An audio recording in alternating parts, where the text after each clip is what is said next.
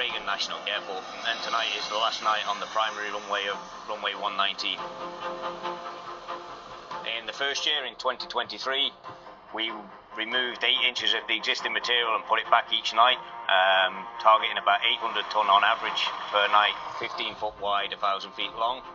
Year 2 is basically putting a new 2.5 inch surface layer across the whole project, so we're basically milling and paving every night. So we're doing approximately 300 feet long and 150 foot wide, which is the full width of the runway. And then we also have to reapply all the pavement markings, ready for service at 6 AM tomorrow morning.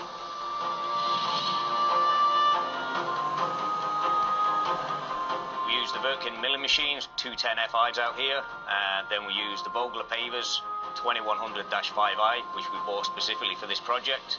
We also run the harm rollers, so we have the HD 120s, HD 90s and HD 14 rollers. We use a combination of all them to achieve compaction behind the paver. We also use the HD 14s for rolling the transverse joints and making sure we have a nice smooth joint. This is the first of the Dash 5 series pavers to be sold in the US. The new series is equipped with the John Deere engines that has been performing extremely well. It's got the new Dash 5 operating technology, which is part of the digitization program. The crew's really happy with all the equipment. The big ski is quite easy, it's just all clips together, there's no bolts to put it on, it's really easy. Within 15 minutes it's all put on and ready to go. It's a lot better than the old skis. The old skis you couldn't walk under them and they were always hitting the sides, but the big ski being high, it's a lot better.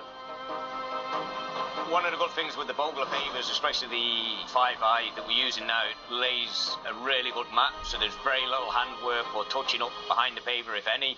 We're doing 18.75 feet wide, so we needed a big paver that could lay a good mat with the capability of going out to the wider widths. One of the big elements of the FAA specification is for asphalt is the pavement factors. So we have to achieve certain parameters to make sure we get fully paved, whether that's on compaction, elevation control, smoothness. So having machines that we know and trust that can lay to the accuracy and achieve the required compaction is crucial. The mix that we're using here is an FAA mix, and it's got an 8222 PG graded asphalt, which is a very strong and stiff and dense mix. So it's very difficult to lay. You can't really rake it or mess with it once it's down. It just makes a mess. The tamper bar screed plays a big role in this because the more compaction you can get out of the screed, the more likely you are to be successful ultimately with the compaction of the ride.